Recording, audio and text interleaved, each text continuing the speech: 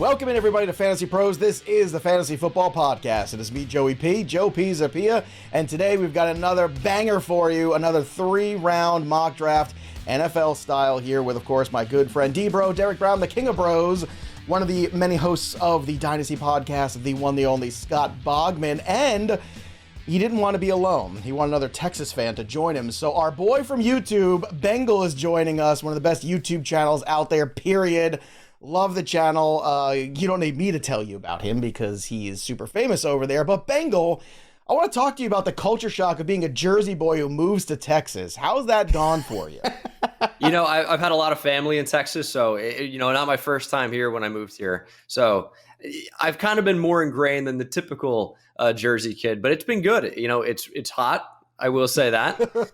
But it's a good place to be. No real complaints. And you know what? It's not like I'm getting earthquakes here in Texas. Not like me in New Jersey this morning. In New Jersey, getting earthquakes with my morning coffee. Yeah, that was definitely on my bingo card this morning when I woke up. Whatever. I'm just glad it didn't happen tomorrow when I'm at WrestleMania. So got all the earthquakes out of the way. Tomorrow, I will be there. Speaking of it, Earthquake, hell of a wrestler too. All right, so we're going to do 3 rounds here today. It's going to be a really fun show for you. Again, whenever we bring on our guests, we always like to, get a fresh feel and a fresh look at some of these draft boards. Now, not a lot of things might change here because at number 1, we seem locked into one spot. Bengal, you're our guest, so kick us off here with the Bears at number 1. And it seems like business as usual because it seems like it's the same old guy yet again.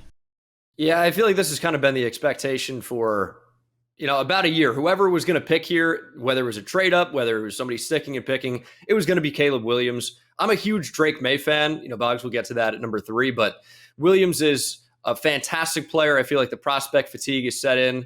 We talk more about the painting of his nails or crying after a game rather than the actual play on field, which is very, very good. Can create out of the construct of the play, gives you upside as both a runner and a passer, can definitely push the ball downfield. Yeah, D-Bro cries after every podcast, and he is more man than anyone that I know. During some podcasts, too, depending on what happens. So. All right, so once again, Caleb Williams is the chalk, but it just seems like that foregone conclusion. So that's an easy one. Now the draft really begins. D-Bro, the Commanders up at 2. What do you have? They're going to be crying all night after they select Jaden Daniels, baby. They need the quarterback. They're going to get the quarterback, and we're going to see it. It's going to be beautiful, man. It's just a perfect situation. Jaden Daniels is a hand-in-glove fit for Cliff Kingsbury's offense. Why is that for those people who are, kind of getting themselves ingratiated, who don't watch college football that much? Why is Daniels such a good fit for that offense? I mean, Cliff, what he's going to ask him to do is basically use his legs, use his mobility, get him outside the pocket, as well as chucking it deep, man. Like, when Kyler was at his best in this offensive system, he was top 5, top 10 in deep passing attempts. We just saw Jaden Daniels lead the entire freaking nation in basically everything deep passing. So all the things of yesteryear when we're all like, oh, Allen Robinson finally got a quarterback. Oh, Terry McLaurin finally gets a quarterback that can hit him on a deep post. It's going to be magical. Oh, that would be nice. So let's hope that works out. Number 3, my New England Patriots, Scott Bogman, certainly in need of a quarterback. So is that where they're going? Yeah, Drake May. I mean, your team would be doing absolute cartwheels if Drake May is here, and there's definitely a possibility that he will be. And this guy reminds me of Phillip Rivers, and he's the youngest of all 3 of these quarterbacks, too. I think that he might be the most naturally gifted pocket passer of these top 3, and he's not going to be like Sam Howell and take 8 million sacks. So we like that out of an NC product here. So Drake May, to your boys, get them established. I know there's been a lot of talk about trading out of this spot for them. Why? You don't have a quarterback. There are quarterbacks here to be taken. Do not trade out of the spot. I know this roster is bad, but it's not bad enough to pass up on Drake May. So will he have take less him at 3 kids than Phillip Rivers? That's the question, Box. I think everyone has less kids. I think that's probably except for Nick Cannon. Bengal, take notice here. You're a young guy. Just pace yourself. Number 4 here, the Arizona Cardinals up next. Bengal, the pick belongs to you.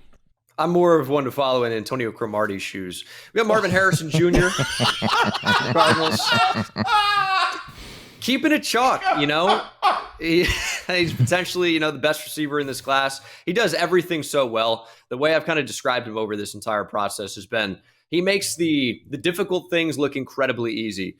He's got body control, has amazing hands, technique and polish as a route runner with obvious plus size. Maybe not super elite after the catch, but you don't necessarily have to be when you're an X-style receiver and your game is not yak. He can be somebody that just can threaten vertical, but certainly win in the intermediate areas of the field as well. He's just a phenomenal pickup here at number 4 to a team that desperately needs a receiver.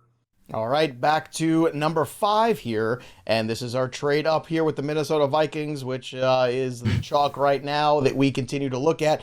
Debro, I know Thor's not here, but I assume you're giving him his quarterback. I'm doing it for the namesake, baby. I'm doing it for the FantasyPros NFL Draft Show. This is where we've been the entire offseason, and I'm staying here. Yes, the Minnesota Vikings come up. They trade 11 and 23 with the Chargers. The Chargers, well, yeah, they get the 11th and 23rd pick. The Minnesota Vikings get the 5th and the 110th overall. They select J.J. McCarthy, and it's going to be amazing, man. This is the best situation for a rookie quarterback to enter. I know T.J. Hockenson, who knows when we're going to see him in the 2024 season, but Justin Jefferson, Jordan Addison, Aaron Jones, it's pretty good skill players for a rookie quarterback to be surrounded by. All right, so far this looks a lot like the last draft. So Bogman, number 6, the Giants. Last time they went with Malik Neighbors. What do they do this time? You have to take Malik Neighbors if you're the Giants. I just don't, and I know maybe Bengal disagrees with me. He's a Giants fan. I just don't know how you could, though. Here are the teams that had fewer explosive passing plays than the Giants last year. The Broncos, the Steelers, the Cardinals, the Jets, the Raiders, the Pats, and the Panthers. That is not a good group to be lumped in with. In fact, every single one of those teams is changing their quarterback, except the Giants here, who had Danny Dimes, and really it is a different quarterback because he barely played last year. You got to get explosive. You have to have big plays, and Malik Neighbors is an amazing athlete. His footwork is incredible. He gets open, and he's going to be a great target for whoever is playing quarterback in New York. And I think this is a move they have to make. That wide receiver room is one of the weakest in the NFL. Bengal, you're up next for the Titans at 7, but the only other thing I can understand making a case for is taking a guy like Joe Alt, because then you're locking in a guy for 10 years on the offensive line that you believe in. The Giants have had offensive tackle issues forever now. That pick I get too, but to Bog's point, if you were making this pick for the Giants, would you go Neighbors or would you go Alt? I think you're right on there. I just think the conversation maybe is more Neighbors or Odunze, because the Giants also lack size in the receiver room. And Odunze is an underrated athlete. He's a really, really good athlete. And, a couple of years ago, we were talking about this guy, like he is the big downfield deep threat, and then added a ton of polish in 2023. Tremendous player as well. I would lean Neighbors. I'm just a little bit higher on him because I think the upside's a little bit higher.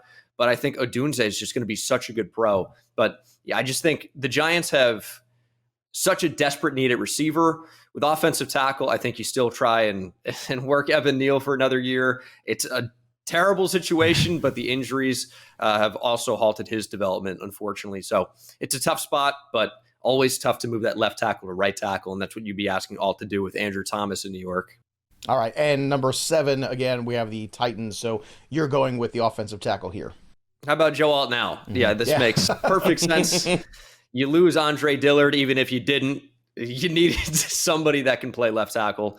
And Joe Alt is a very, very good prospect. He was another guy that was very good in 2022 and then took his game to another level in 2023. You couldn't beat him in pass pro. He moves so well. He's got a former tight end background.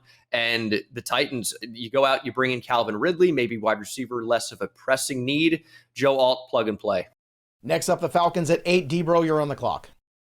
Speaking of plug and play, man, Falcons need pass rush. We keep going at the same spot. I know this is the chalk pick, but it's the right pick. Dallas Turner, edge out of Alabama. Look, he needs to be the guy that they take because he fits the scheme. Well, there's been a lot of stuff out there. Raheem Morris is going to run a 3-4, 4-3. I think Dallas Turner is going to fit regardless of whatever they run out there. All right, next up at number 9, this is one of the Chargers picks now that also belongs to you, Derek Brown. Yeah, with the trade, I get back-to-back picks here because we do have, with these teams moving around and stuff. I have the Chargers moving up ahead with the Bears. So the Bears go back. The Chargers get the 9th and 122nd overall, and the Bears get 111, 105, and next year's 5th rounder. And the Chargers hop the Jets. So this is where we kind of get a little bit wild. The Chargers hop the Jets because the consensus pick for the Jets has been Brock Bowers. The Chargers say, They come up and they get Brock Bowers and give Justin Herbert a weapon in the passing game. A lot has been talked about moving Keenan Allen, getting rid of Mike Williams. What are they going to do? What is it going to look like? Brock Bowers could be the number one in this passing attack, and it's not that crazy. So the Chargers moving up and down. This is fun. Now we're really getting going here. 9 picks into the draft. Chargers go full Mutombo on the Jets. The Jets are up at 10. Bengal, that pick belongs to you. I think they'd be jumping for joy here. You know, we talked about Mike Williams and Keenan Allen. You can recreate kind of the next best thing. Rome Odunze is the pick here at number 10. He's got a Keenan Allen type play style, and Keenan Allen's been one of the better receivers in the league over the past decade, really. And of course, Garrett Wilson, Rome Odunze, Mike Williams, health a little bit of a concern, but that's a pretty strong 3. You upgrade the offensive line in free agency, bringing in guys like John Simpson, Morgan Moses, via trade with the Ravens. And then, of course, all-pro left tackle Tyron Smith. Aaron Rodgers might have the best overall group that he's had in his entire career. Is that a stretch? That's a pretty strong group with the addition of Rome Odunze. The Bears are up now at 11, so Scott Bogman, that pick belongs to you. Yeah, I'm going to go with Byron Murphy, the interior defensive lineman out of the University of Texas. The Bears had the 3rd worst run D grade, and they have not added anything to this defensive interior. They added Jacob Martin as the only edge rusher that they've added here. So I like Gervon Dexter as a nose, or Andrew Billings as a nose, and Gervon Dexter next to him. But Dexter has issues with effort on occasion. You are not going to have that with Murphy. He brings the motor and the lunch pail, and he will be a tone setter on the defensive line. I think he'd be a very good pick for the Bears here. The next pick might blow some people's minds at 12 with the Denver Broncos. Before we get to that pick, and that pick might very well be a gamble, might be a bit of a wager. And speaking of that, DraftKings right now, the champion of the NCAA tournament, is going to be crowned very soon. And of course, DraftKings Sportsbook is one of the top-rated sportsbook apps, and it's giving new customers a shot at betting $5 to win $150 instantly in bonus bets. Don't forget, we've got all of our college basketball coverage over on bettingpros.com, and of course, over on the Betting Pros YouTube channel. So the best thing you can do right now is download the DraftKings Sportsbook app and use that promo code FantasyPros. New customers can bet $5 to get $150 instantly in bonus bets only at DraftKings Sportsbook with that promo code FantasyPros. The crown is yours. All right, Boggs, I teased it because I'm a professional, sort of. At 12, the Denver Broncos are up next. What are they doing? I'm going to give him Bo Nix. And look, I don't like it. Woo! Is this too high for Bo Nix? Of course it is. Absolutely. But the Broncos have worked themselves into a corner here, and they need a quarterback. You cannot have Jarrett Stidham and Ben DiNucci be your options for an entire season and expect Sean Payton to keep his job. It's already a mess after cutting Russell Wilson, right? Like I said, I think it is a little bit too high for Nix. I think Nix is a good quarterback. I think he probably should go closer to the top of the second, like we saw Will Levis, right? Not this early, but the Broncos really have no choice. They have to get one. Sean Payton has worked miracles with quarterbacks before. He has enough traits to be successful. It's not the best situation, but it's one that they've worked themselves into. They have a lot of needs on this roster. I've given them Jared Verse and a lot of mocks that we've done. I think that would be a fine pick for them, but I just cannot stomach a whole season of Jared Stidham as a starter. So if I'm the I don't Broncos, know if any of us give me Bo Nix, because Bo Nix at least has some upside for you. And look, this isn't crazy because right now on DK, the favorite is minus 175 for Denver to go ahead and make that selection too. So we shall see if that ends up being just a little bit of a misdirect rumor or if that's actually where they're going. We do have a few weeks left. By the way, don't forget, we're going to be live on Thursday night for the draft right here on our channel. Subscribe to Fantasy Pros YouTube and make sure you ring the bell for notifications so you know every time we are going here live on the channel. We'll be here live Thursday and Friday too. We're working out that coverage. So we're going to be here doing draft stuff. Join us for it. The Las Vegas Raiders, they're going to be doing draft stuff at number 13. Bengal, what kind of draft stuff are they doing with this next pick? Got them going offensive tackle here, J.C. Latham from Alabama. Thought really long and hard about taking the first corner off the board here, but ended up just settling for the plug-and-play right tackle. if Gardner Minshew's going to be in there, or Aiden O'Connell, you got to protect whoever that quarterback is, maybe even draft one here in round 2, maybe move back into the first. But either way, that offensive line needs to be upgraded. They lose Jermaine Illuminor in free agency to the New York Giants, and they get a plug-and-play starter at right tackle. There you go. So another tackle off the board. That brings up the Saints at 14, Derek Brown. Speaking of tackle issues, man, the Saints have got him. Trevor Penning has not been good. Ryan Ramczyk, we don't even know if he's going to play this year.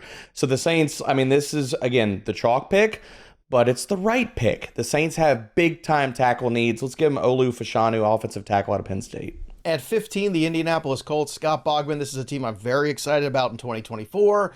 Make me more excited. Let's give Brian Thomas Jr. to them, the wide receiver out of LSU. Got size and speed. He'll take Alec Pierce's spot on the outside, and that will give you a trio of Michael Pittman, Josh Downs, and Brian Thomas Jr., who can make plays, and that is how you help your quarterback. Anthony Richardson obviously got hurt, missed a big chunk of last season, but now you have Pittman, Thomas, Jonathan Taylor in the backfield, Anthony Richardson in his wheels.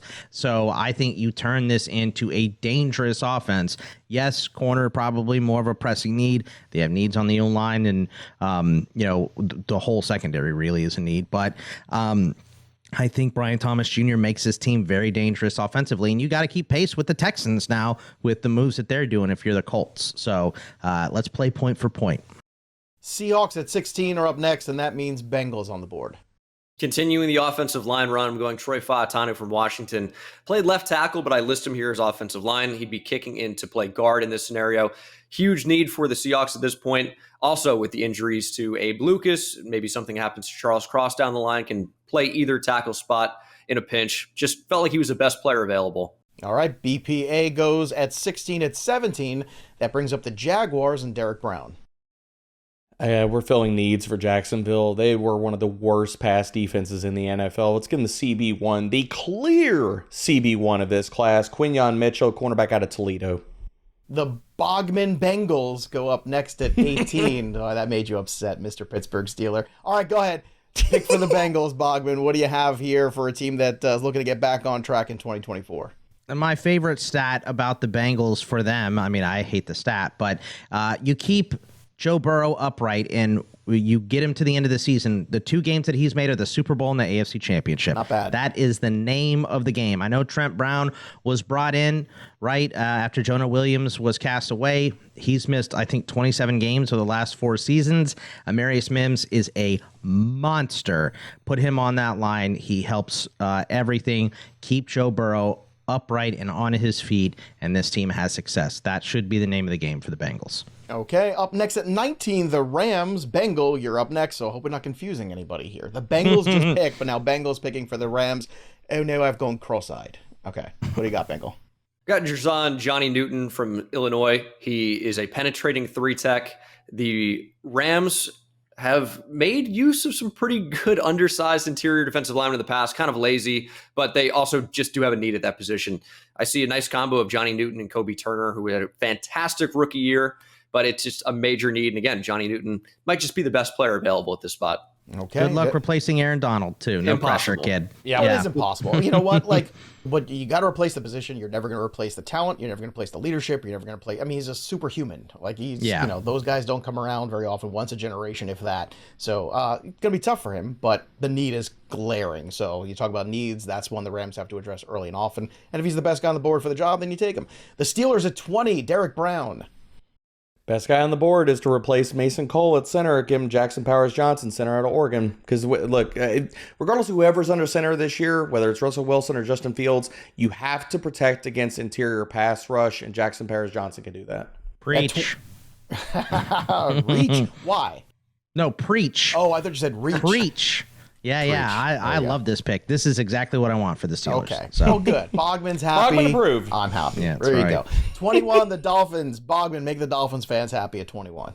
Jared Verse has fallen all the way down here, and he is a game-wrecking edge rusher, and I just don't know what they're going to do to start the season. I don't think Phillips is going to start on time. I don't think Bradley Chubb is going to start on time. Yes, they added Shaq Barrett, but he's closer to my age than Bengals' age, so that's probably not good. No. So I think they just need help here, and when everyone's healthy, that gives you a dangerous defensive line. By the time we get to the playoffs, it could be really nasty looking. So Jared Verse to the Dolphins. The Eagles coming off an exciting offseason and a disappointing regular season at 22. Bengal, how do they continue to get better and back on top? Really thought about going corner here just because it's such a pressing need for Philadelphia, but I can't imagine they do it. You know, Howie Roseman loves to build through the trenches. Of course, Talisa Fuanga out of Oregon State is the guy to do it. Was a monster right tackle. He is a mauler and came in with a little bit shorter arms than maybe I expected at the combine. Could potentially move inside to play guard. Eagles have a need at right guard potentially. And long-term, got to replace Lane Johnson within the next maybe 3 or 4 seasons. So you're preparing for the future, but also probably getting a starter at right guard. Nice start there for the Eagles in this draft. They got a lot of picks. At 23, the Los Angeles Chargers is part of that trade. D-Bro, what do the Chargers do with their second pick of the first round? Take the CB2 off the board. Terrion Arnold, cornerback out of Alabama. Look, they need a starter opposite Asante Samuel. We know that they have needs on the back end. This fills one of them. Dallas Cowboys at 24. That's you, Scott Bogman. Yeah, let's give him Graham Barton, the offensive lineman out of Duke. He can play tackle. He can play interior.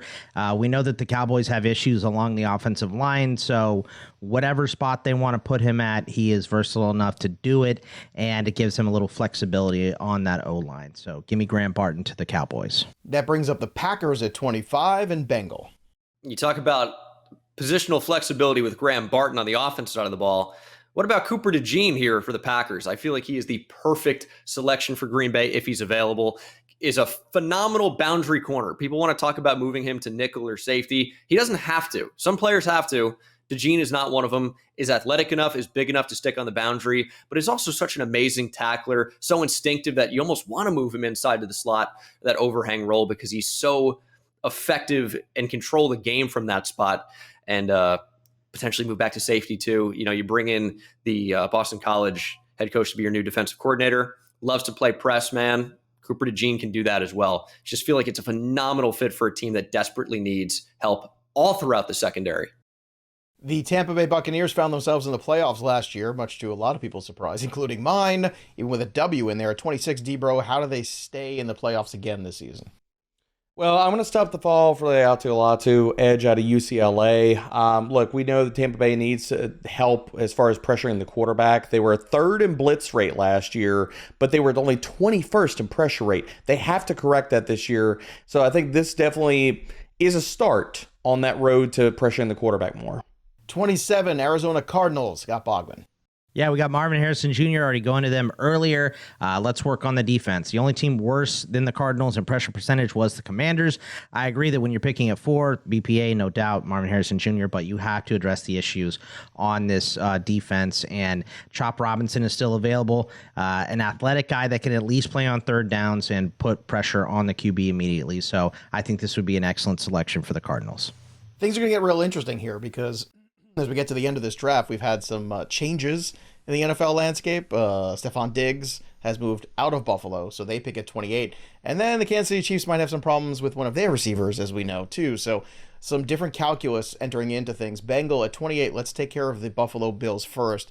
Do they address this hole at wide receiver? And if so, who with?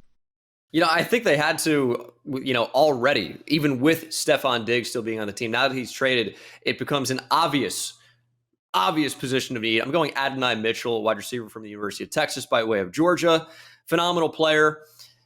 Effort at times has been an issue. You know, he said at the combine that he just goes out and runs his routes at 85% so he can stay on the field for longer, which probably not going to be a thing there in the NFL. But the upside is immense, can go up and get the football in the air, but is especially impressive as a route runner at his size.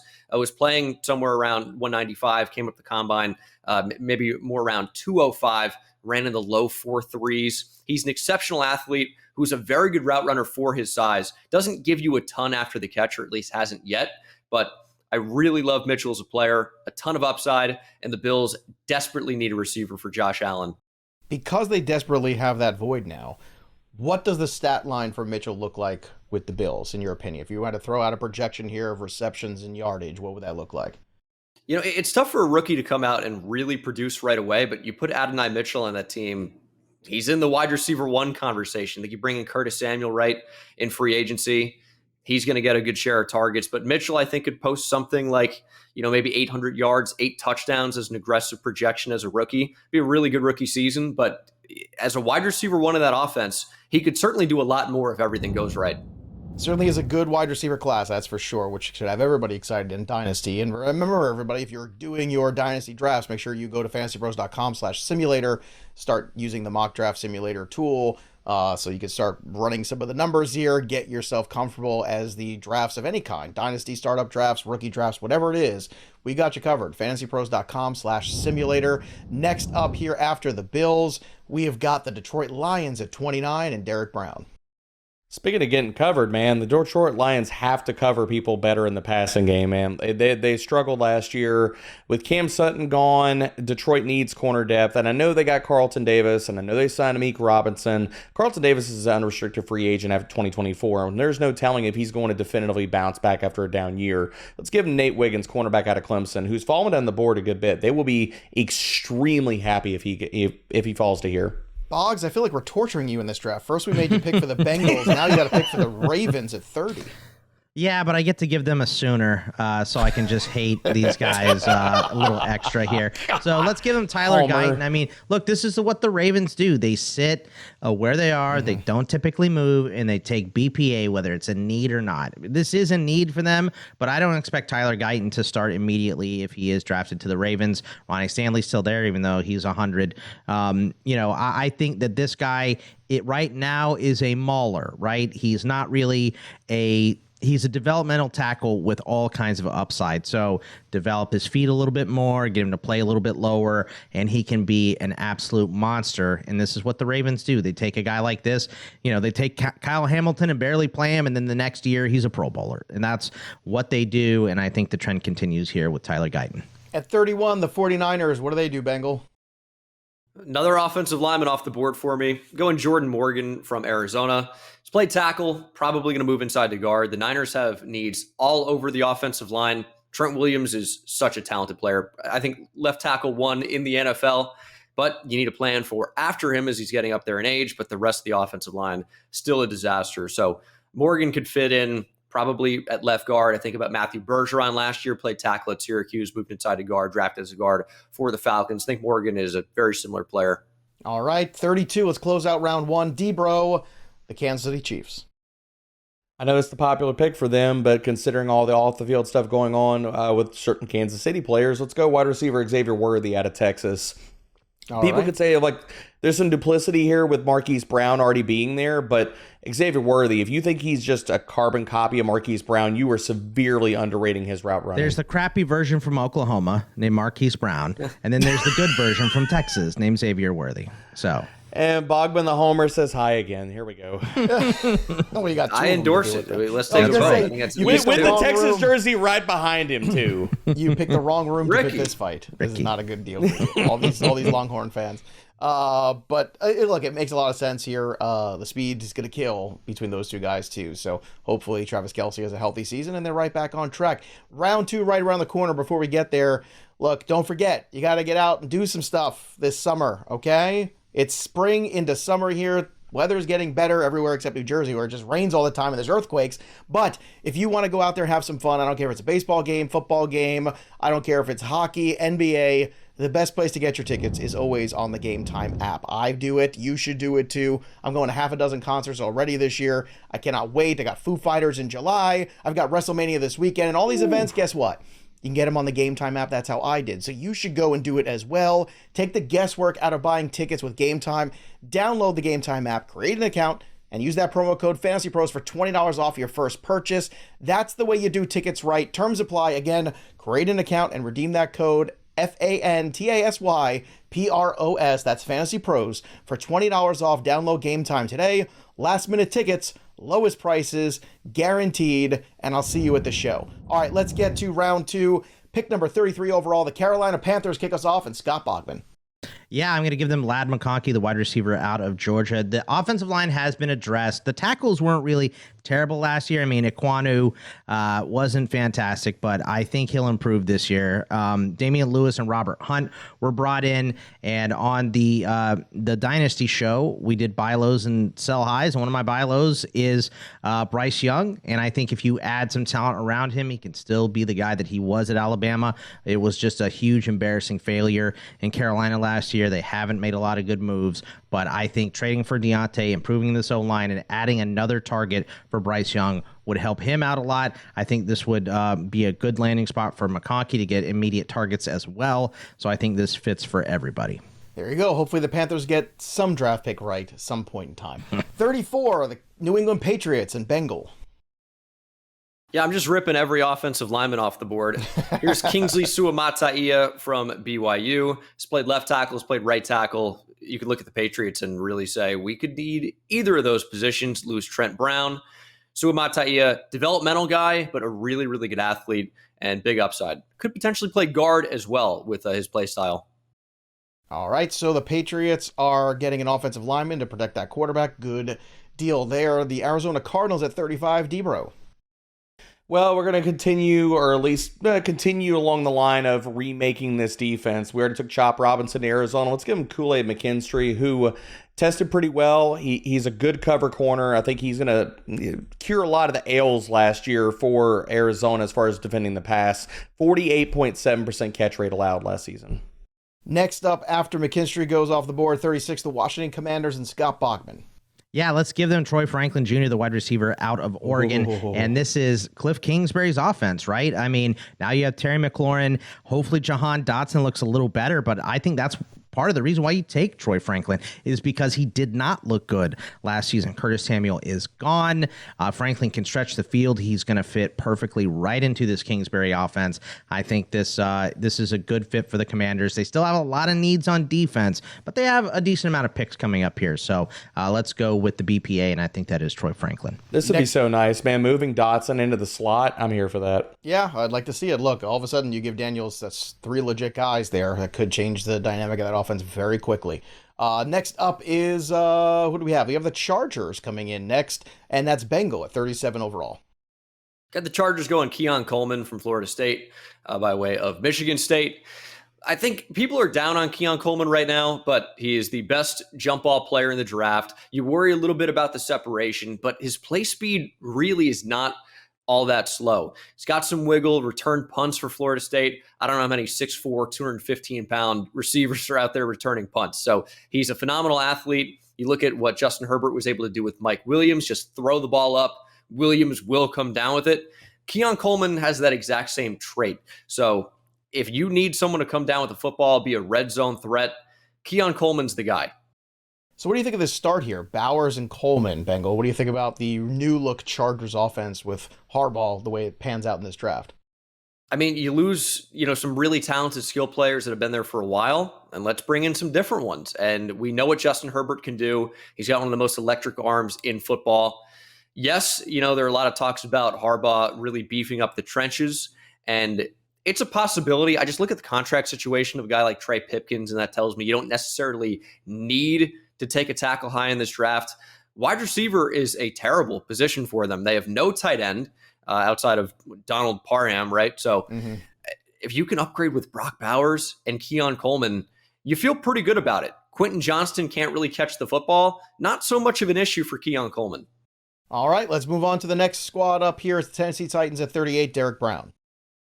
Let's give him edge. Darius Robinson out of Missouri. They were 27th in pressure rate. I'm not telling you that Simmons and Landry down there are bad, but they need some help. Next up at 39, the Carolina Panthers, back to Boggs. Yeah, let's give him Braylon Trice, the edge rusher out of Washington. And look, I got to, Bengal and I got to see him up close and personal in the Sugar Bowl. He was harassing Quinn Ewers a lot. This team needs to add pressure, obviously, after trading Brian Burns. A lot like, Newton replacing Donald. Trice isn't going to come in here and replace Burns, but he does give them another weapon on the edge here. So Braylon Trice to the Panthers. Next up is Bengal with the Commanders with one of the many picks, as you alluded to earlier, Boggs, for the Bengals. For the Commanders. Yeah, I screwed it up. I knew I was going to do it at one point. 40, Commanders, Bengal, you're on the clock. Theme of this draft for them so far has been upgrading the offense. Take your starting quarterback. Take a big, deep threat at wide receiver. But we need someone to let Troy Franklin get down the field. Zach Frazier can do that. Plug and play starting center. I really don't think he needs to develop very much at all in terms of what a prospect is. Everyone needs to develop, right, for draft prospects. But he is a very, very solid player, tough as they come, wrestling background, checks off all the boxes for an offensive lineman. And really, I think, plug and play starting center for Washington. D-Bro, the Packers are a very young team at 41. They're going to get younger, but with who? Joey, I'm just glad you didn't say the Washington Nationals. So I feel like we're still doing things right. I We're on the haven't right done track, it all man. draft season. I'm doing baseball 5 days a week. I'm coming here doing this show. Bengal knows he watches the baseball stuff. But you know Wouldn't what? miss It's it. not always easy to beat Joey P. It's not always easy. No, it's not. I mean, But all I these have homer called calls, man. 6 home runs correctly in 3 days. I got knew the it was Harper coming. That's why I was trying to 3, set you up. I knew it got was the coming. Alvarez 2, and I got Peter Here we Alonso go. yesterday. So What are somebody's you we go. inflated doing, here. D-Bro? There you go. Come on. I'm just Back trying to football. make Before our all the host people feel a little lose bit their better, mind okay? on the YouTube comments. I hear you. Let's get back to football. The Packers, D-Bro, what do you got? Packers have needs on the interior. Let's give them Cooper Beebe, guard out of Kansas State. John Runyon leaving, so this fills a need.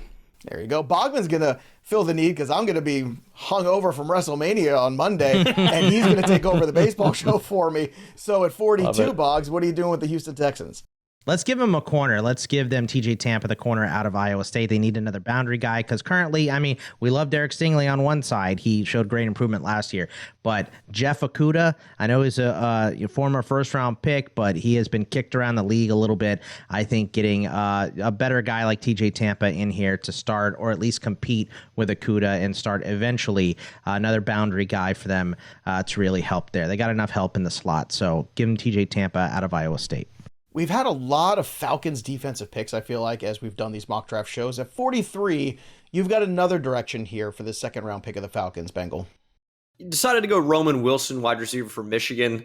Electric speed. He's a little undersized, but can play on the outside. He's a good enough route runner, and he's a really powerful run blocker at only about 5'10". It's unbelievable how aggressive he is. And you had to be if you were playing in that Michigan offense for Jim Harbaugh there. But I look at the Falcons receiving room, see Drake London, big body, maybe not so much of a deep threat. You bring in Rondale Moore, but that's a short-term Band-Aid type solution, I would say. Wilson gives you a receiver under control, 4 years here, and gives a vertical threat for Kirk Cousins. I think that's a pretty fun fit. At 44, the Las Vegas Raiders are up. And D-Bro, every single time we get to this pick, it's been Michael Penix. Every single show. Are we staying on to trend again? I mean, at this point, can we deviate? Do we really think they're going to walk into week 1 with Gardner Minshew or Aiden O'Connell under center? No. I think they still might walk into week 1 that way, but I don't know if they're going to walk out of week 18 that way. I guess that's the real question. I think after addressing the offensive line in the first round, they have to take Michael Penix here. Get your quarterback of the future. That is not Aiden O'Connell. That is not Gardner Minshew. They signed both those guys, or they signed Minshew as a stopgap just in case they got boxed out of the quarterback market. That doesn't happen here. Give him Penix with the offensive line that can keep him in clean pockets. We could see Devontae Adams having a much better season than people are maybe anticipating right now.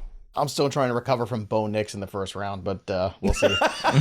Thank God we have 3 rounds here today for me to have that one guy recovery throws period. deep and the other guy checks down all day. They're very different. That's fine. 45, the New Orleans Saints, Scott Bogman. I'm going to give him Tyler Nubin, the safety out of Minnesota. I just think that for the Saints, the roster's pretty good. Sure, they could use a wide receiver, but go BPA here. I think Nubin slipped a little too far in this draft. I think this would be a great selection for them. So let's give him the safety out of Minnesota. At 46, that's the Colts and Bengals. Back-to-back safeties going Jaden Hicks from Washington State. He is athletic enough to play over the top, but I love him in the box. He can stick with tight ends, tight end eraser. Jaden Hicks is a tremendous player. Colts need help in the secondary. Good fit there at 47. The New York Giants are up next, and Derek Brown. Well, they filled one guard need. Let's give them another one. John Runyon's going to be on one side. Aaron Stinney is not going to be the starting left guard for week 1. Let's give him Christian Haynes, guard out of UConn. Scott Bogman, the Jacksonville Jaguars at 48. They're on the clock. Let's continue building on this defense. Quinya Mitchell slipped to them to pick 17. I'm going to give him Chris Braswell, the edge rusher out of Alabama, big physical kid. And look, we just don't know how long, Josh Allen is for this defense. He's franchised right now. We haven't really seen Trayvon Walker, the number 1 overall pick in 22, work out. So I think you just need to keep adding to this group. They added Gibson in the offseason, but your fourth is Yasir Abdullah. I think you need to get a little more talent here. So let's go Braswell. Finally, it happened. Bengal at 49, picking for the Bengals. I'm so happy. It's a nexus of the universe. This is kind of a luxury pick, though, for the Bengals, it feels like a little bit. So do they go on the offensive side or the defensive side of the football? Well, we're going offense here. Malachi Corley, receiver from Western Kentucky. T. Higgins is franchise tag. Not that Corley is a replacement for him at all. It's just Corley, I can't fathom that Trenton Irwin continues to get as many snaps as he does for Cincinnati. Joe Burrow, Malachi Corley, Jamar Chase, T. Higgins. That's an offense that can compete to be the best in the NFL this year. Corley is a monster after the catch, can play in the slot, can play on the outside. He really hasn't had a super complex route tree playing at Western Kentucky. They just said, all right, we're going to throw it to you underneath every play. Do what you can do. And he did it. He was phenomenal after the catch, is a forced missed tackle machine. He is a tremendous option in the slot here to replace Tyler Boyd. All right, so after Boyd's replacement comes to town at 50, the Eagles, last time they didn't take the corner. Will they take the corner this time, Derek Brown? They will. I'm going to go with the corner for Philly right here after Bengal is making all Charlie Jones stands weep right now. Let's give him Enos Rakestraw Jr. Very different players. Very different players. Very different players. Enos Rakestraw Jr. out of Missouri. He's got outside-inside versatility. I know they just re-signed Avonte Maddox, but Philly has to address the slot here. They have been terrible at covering the slot over multiple seasons. Last season, they gave up the most receiving yards in the NFL to opposing slot wide receivers. So Enos can play outside-inside. So, like, if James Bradbury is really just cooked at this point, he can help out there or he can kick inside. At 51, the Pittsburgh Steelers, Scott Bogman, what do you give your boys? Got the offensive lineman in the first round. Thank you, D-Bro. Now let's get another piece of the secondary. Kamari Lassiter, the cornerback out of Georgia. This is someone to help the depth here because this is really the weakest spot for the Pittsburgh Steelers. No, the O-line needs to be addressed at tackle also, but I think corner here, Kamari Lassiter, is one of the better ones in this draft. He's not going to make too many plays on the ball, but he will be a good cover corner. So if he would have ran faster, he wouldn't even be here either, Bob. Absolutely, yeah. So if I would have ran faster, I wouldn't have been in the show today, but I got caught. But Kamari Lassiter, I just think this is a great selection for the Steelers. Turn that weakness into a strength. All right, next up is the Rams. Last time they went defensive tackle. This time, Bengal, what do they do at 52? Continuing to beef up the defensive line, going to Adisa Isaac from Penn State. Still developing as a player, but it gives you another guy in that room, maybe a designated pass rusher right away.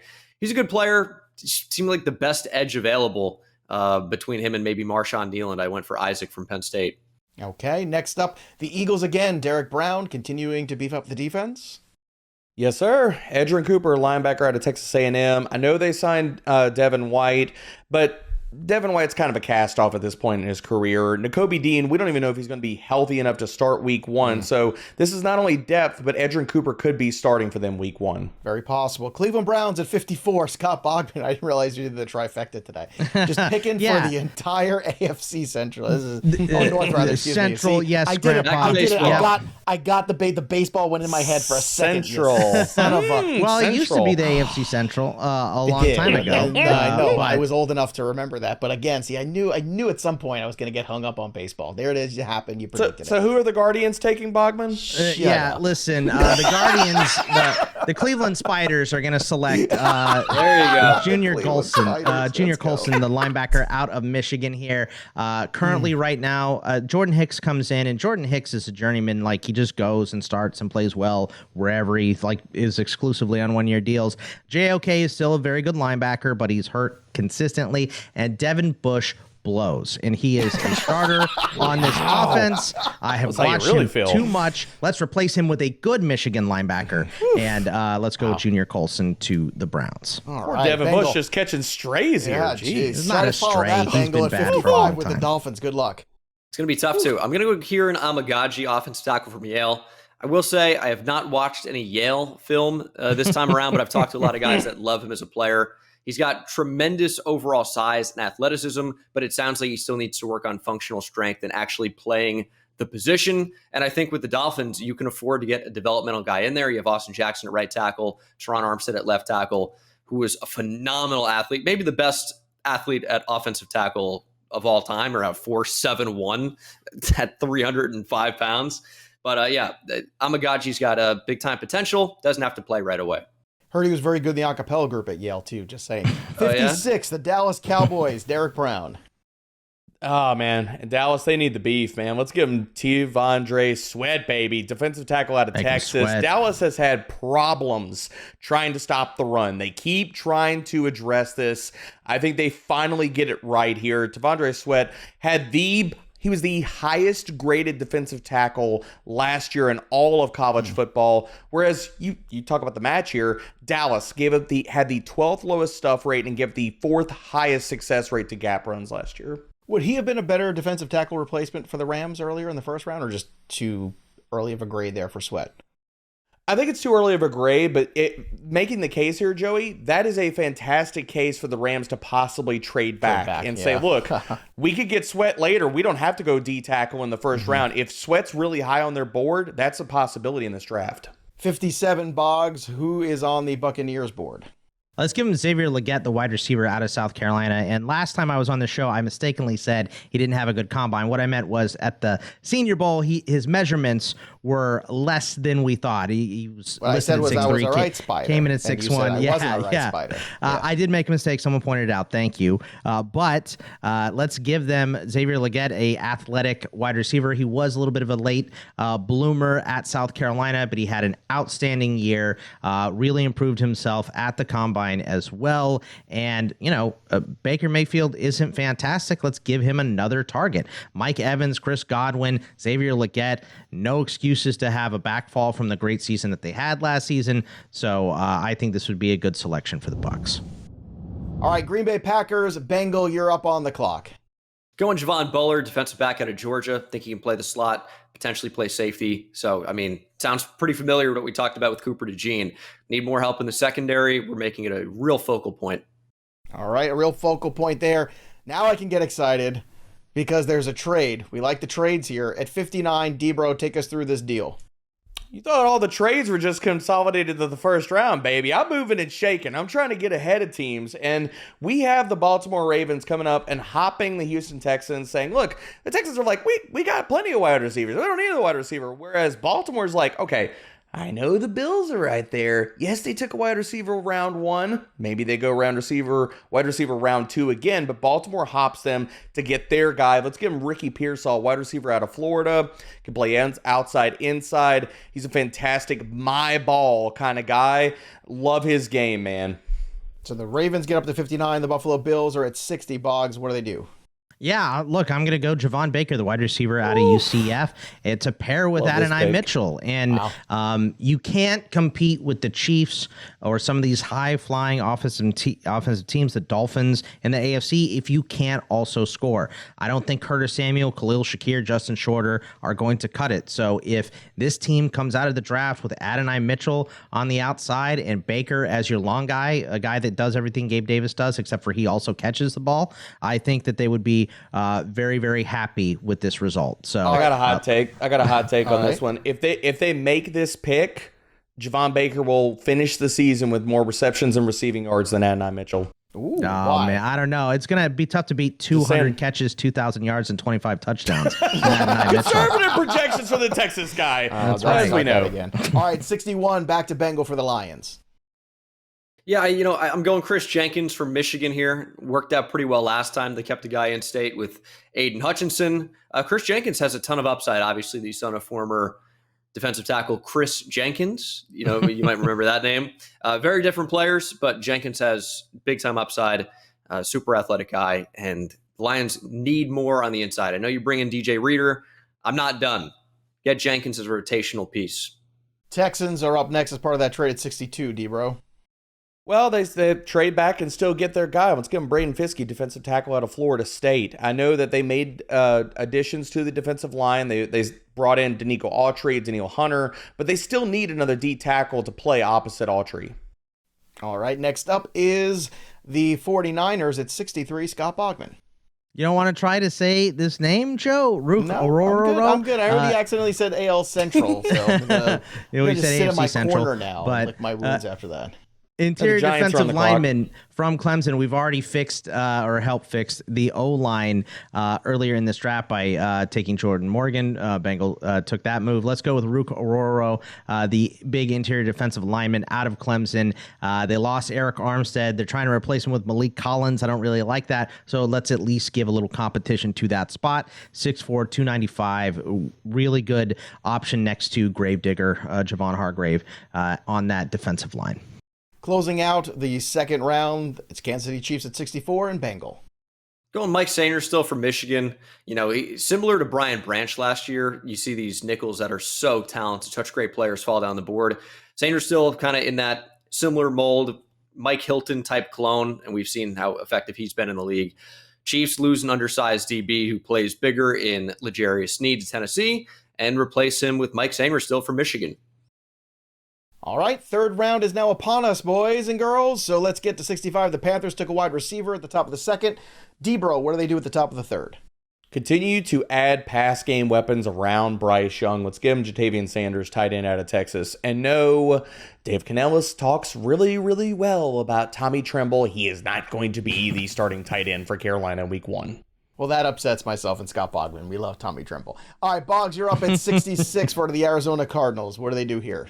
I'm going to give them Jalen Polk, the wide receiver out of Washington. And look, this is another team that I will give a second wide receiver to. I like Michael Wilson a lot, but at the NFL level and at the collegiate level, he has already missed games. So Michael Wilson, very, very good, but they need more help at this position. Give them Harrison, give them Polk with Wilson and Trey McBride. Now, all of a sudden, this looks like a very, very potent passing offense in a division that is going to be tough to score on teams like the Niners, the Rams, the Seahawks. Got to keep pace, got to keep scoring. So let's give Kyler Murray some more weapons here. The Commanders have done a lot of work on offense at 67. Bengal, do they switch to the other side of the ball or do they stick with the theme? Yeah, they need edge, they need safety, but they need to protect their young quarterback. Patrick Paul still available out of Houston, another larger than life offensive tackle. I can say that about so many different tackles in this class, and he's available here at 67. I just think the value is too good. So Patrick Paul, starter upside, but probably not right away. At 68, the New England Patriots and Derek Brown. Joey, just go ahead and say thank you. I'm going to welcome. give you one of my favorite wide receivers in this entire draft class, Jermaine Burton, wide receiver out of Alabama.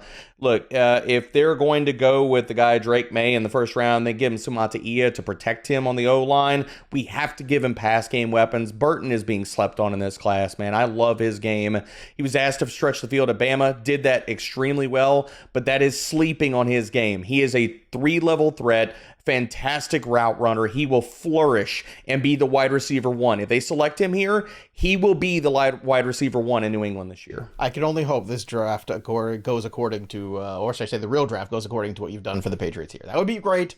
Something tells me it's not going to go that route. But so far, I'm loving this. Theoretically, this is fantastic. Trading back, taking 3 tackles is what they're going to do.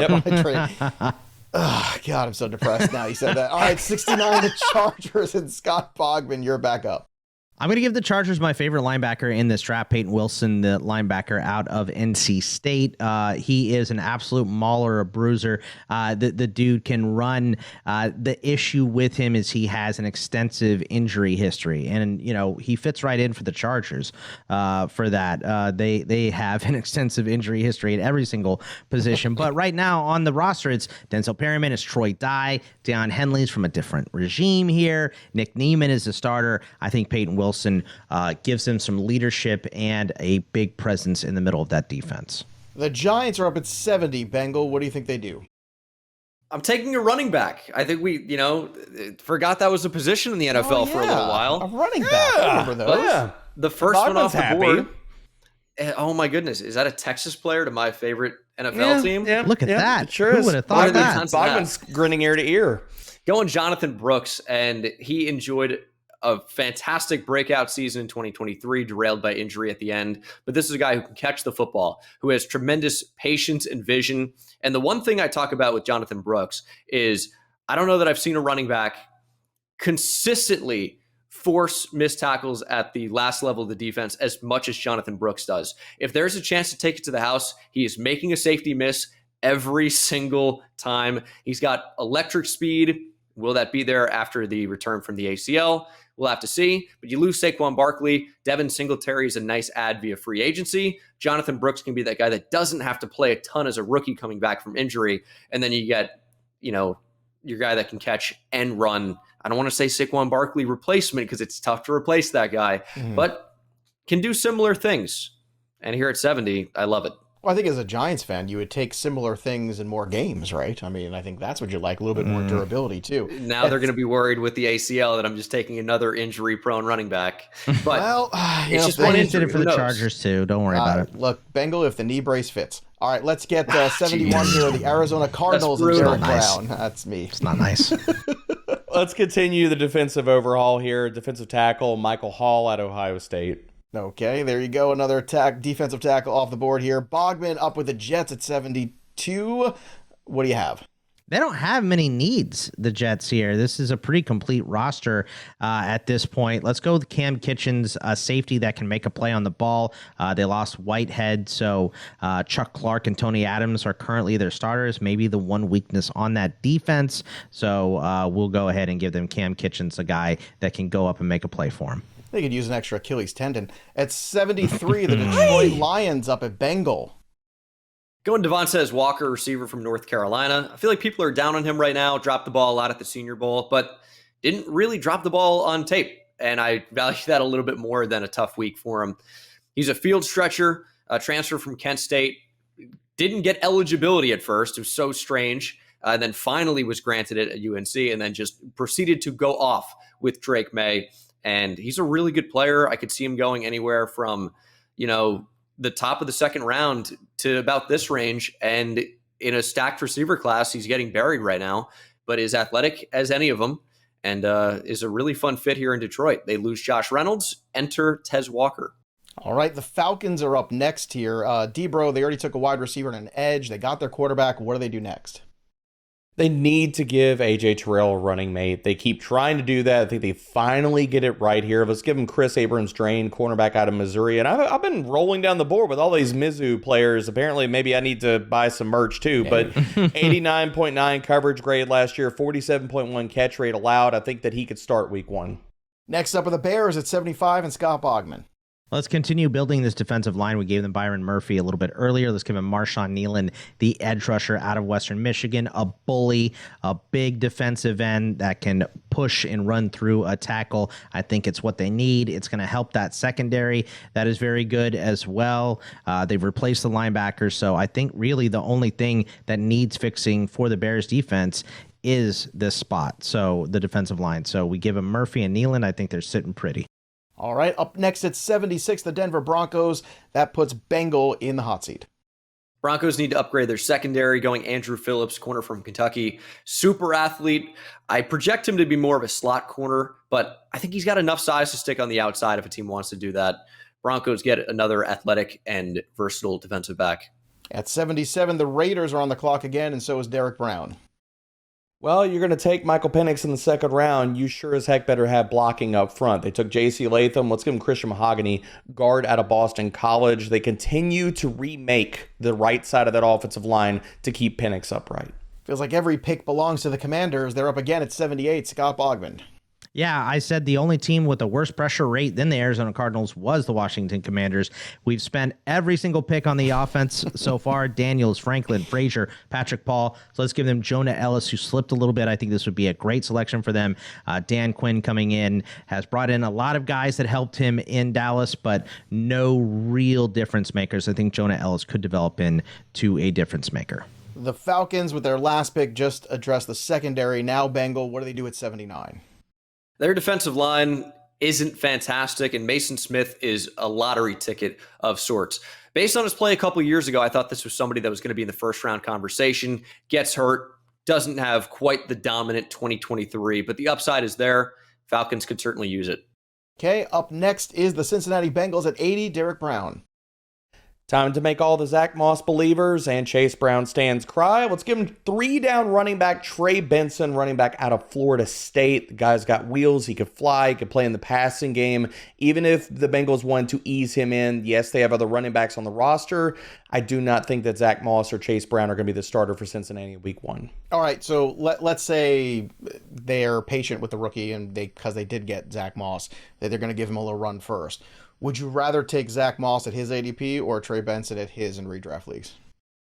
I'll probably take Benson, man. I think Moss will probably hold the steam a certain amount considering what he did last year, and everybody gets so married to all that stuff from last year. It's a new season, baby. I'm going Benson. Okay, living in the now. That's Derek Brown. 81, the Seattle Seahawks, Scott Bogman. Yeah, linebackers still a need. They did finally add some pieces late. I was wondering what they were going to do with this position. Jerome Baker is coming in. Tyler Dotson, the number 1 graded PFF linebacker last season, although on very few snaps. Let's give them Jeremiah Trotter Jr., the linebacker out of Clemson. Add some depth, gives a little influx of youth at this position as well. It's a big need for the Seahawks. Next pick belongs to Bengal, and it's for the Colts at 82. Back-to-back defense going Max Melton here, corner from Rutgers. Another super athlete to a team that loves these super athletes. Chris Ballard just takes the relative athletic score guys that are super high. Great metric there from Kentley Platt at MathBomb on Twitter. It's just total great about how great an athlete is. And Max Melton fits the bill. Colts need help in the secondary. Who fits the bill for the Rams at 83, Derek Brown? Continue to build through the trenches. They took Johnny Newton. They took another edge. Now let's give them Blake Fisher, offensive tackle out of Notre Dame. He could compete with Larrick Jackson to start at left tackle in week 1. Scott Bogman, your Pittsburgh Steelers at 84. How'd they let you get 2 picks? I'll never know for the Steelers, but you got them. So what do they do? Yeah, I mean, it is an Arthur Smith offense, right? But you still need receivers. So let's give them Brendan Rice, a wide receiver out of USC. Jerry Rice's kid, big physical guy, going to help block in the run game as well. And I don't think he'll have a lot of issues being out Van Jefferson or Quez Watkins for a starting gig. One should hope not, but man, that's a tough name to have on the back of your jersey to try to fill those kind of expectations. Next up, Cleveland Browns at 85, back to Bengal. Going Christian Jones, tackle from Texas. Oh no, I had to force another Texas player in this draft. What a shame. God, here we go. Hey, you know what? This is not the first time. Look, the Texas has been very well represented in these shows for the last month and change. They really look. They put together a terrific program, and they've been super competitive. I know Debro doesn't want to hear it, but I know you guys do. It's just the truth. I was looking for more of a true left tackle at this spot, but Christian Jones, another tackle into the mix, probably an NFL right tackle, played so at Texas.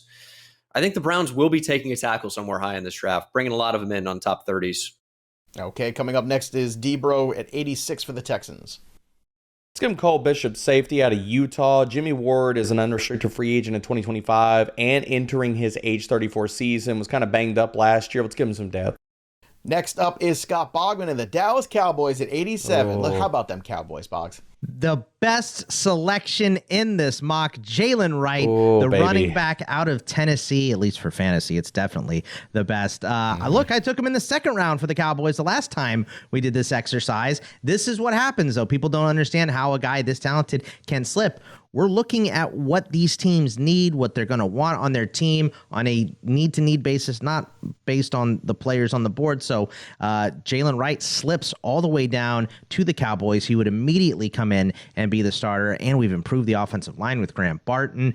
I think this would be a really good get for the Cowboys should Wright drop all the way down here to pick number 87. D-Bro, despite Brooks going earlier here to the Giants at 70, because of what Bogman's saying, would Wright be the better 2024 fantasy investment because of the Cowboys' desperate need there and nobody really in front of him? Absolutely. Okay. I cannot agree with that and more. Brooks is coming off the ACL, and he has Singletary. Well, Jalen Wright also, I do have him ranked. I'm in on Jalen Wright. I love him. He's my RB2 in this class, so I have him ranked over Brooks as well. All right, the Packers are up at 88. That means Bengal, you're up. Going Brandon Dorless, versatile inside-outside defensive lineman from Oregon. Sounds like what the Packers like. Can never have too many of those guys. Next up at 89, D-Bro and the Buccaneers.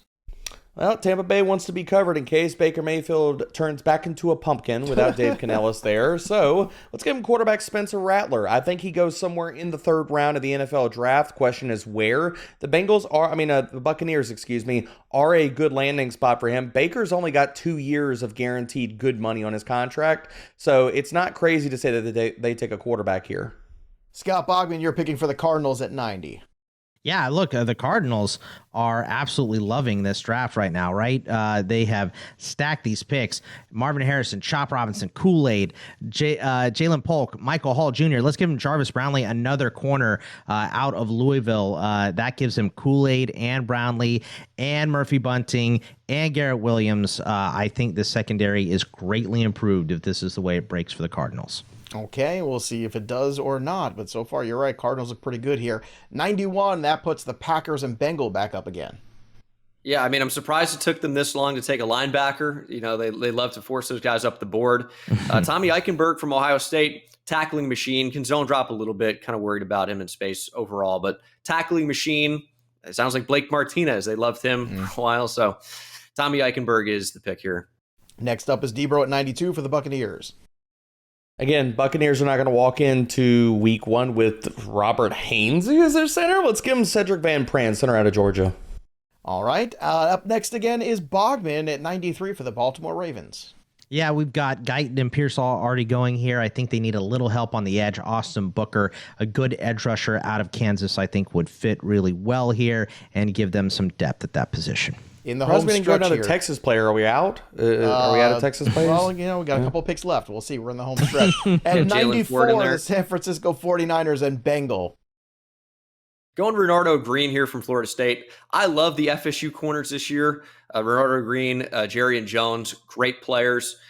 Renardo Green is the big press guy of the two. Very good athlete as well. Niners could use an upgrade at corner. So the Niners go corner. That brings up the Chiefs at 95. D-Bro, where do they go? Well, the Chiefs have filled needs throughout this entire draft. They took the wide receiver round one. They took the cornerback, which hopefully allows Trent McDuffie to push to the boundary in round two. Let's give him Dominic Puny, offensive tackle or guard, wherever you want to put him at. I think they could try him at offensive tackle because there is a need at left tackle for them. And last year, he was really good at protecting the quarterback. 90.0 or 90.4 pass pro grade, 0 sacks, and allowed 0 QB hits. All right, a few supplemental picks here. We got the Jaguars at 96 and Scott Bogman. Let's give him Caleb Bullock, the free safety out of USC. They lost Rayshon Jenkins, who wasn't great, but would occasionally make big plays on the ball. I think Caleb Bullock brings that same type of skill set to the Jaguars. So get a guy that can go and get the ball for them on occasion. At 97, Bengal and the Bengals. Hunter Nourzad, center from Penn State. I looked at a bunch of different centers at this spot. Nourzad just seemed to be the best one available. Super smart guy, super high starting upside. So felt like a no-brainer to continue to try and upgrade that offensive line for Joe Burrow. All right, at 98, that brings up Derek Brown and the Pittsburgh Steelers. Boggs, I hope you're happy with this, baby. I'm giving you a tackle. That way we can move Broderick Jones back to left tackle. Let's give him Roger Rosengarten, offensive tackle out of Washington. Love it. Offensive tackle there to the Steelers. That puts the Rams up at 99. It's Scott Bogman. Let's give him Jerry Jones, the slot corner out of Florida State. They've done a good job fixing the secondary. Darius Williams brought in Cam Curl to play safety. Trey White taking a risk on him, coming back as a boundary guy. Jerry Jones can plug in the slot, compete with Quentin Lake for that starting job. And lastly, pick 100. Bengal, close us out with who other than the Washington Commanders again. You say pick 100. It feels like this is the 100th pick we've seen for the Commanders so far. It does. Got like 10 in the top 100. It's unbelievable. But when offense, now we're going defense. I'm going Dadrian Taylor Demerson, safety from Texas Tech. I think he's probably the best pure over-the-top single high type safety in this class. He's available here at 100. Commanders lost Cam Curl. Bring in another safety. Campbell would love him. There you have it. The question is, will the Commanders make the most of these picks? Hopefully. Maybe they'll do as good of a job as we did. Probably not. I wouldn't bet on it, but I would bet on going to check out Bengal and the YouTube channel. Bengal YouTube, you can follow him over on the X there as well. Bengal, thank you so much for hanging out with us. And this is work too. He didn't just show up and make these picks. These guys were making these picks all week in a slow draft, so I know the commitment it takes to do this show. I appreciate it. I know it's a busy time of year. And remember, if you want to see how these picks pan out for your fantasy team, join us right here on the channel. You can watch the draft, put us on the other screen, because we're going to be breaking things down the way you care about them from your fantasy team perspective. So we'll be doing that here on the FantasyPros YouTube channel. Subscribe to the YouTube channel. Make sure you ring the bell for notifications and subscribe so you know when you ring that bell exactly when a new piece of content hits here on the channel. And we're going to be doing, again, live Thursday for the draft and Friday as well. So be with us for that. It is going to be amazing. We're all going to be here having fun, taking the picks in and giving you some fantasy advice out of it. And again, great stuff, boys, as always. And if you want to continue to flex your draft muscles, do it at fantasypros.com/simulator today. The mock draft simulator is open. Dynasty startups, rookie drafts, we've got it all here on Fantasy Pros. That'll do it for us, but the story of the game goes on. For Derek Brown and Bengal and Bogman, I'm Joey P. We'll see you next time, kids.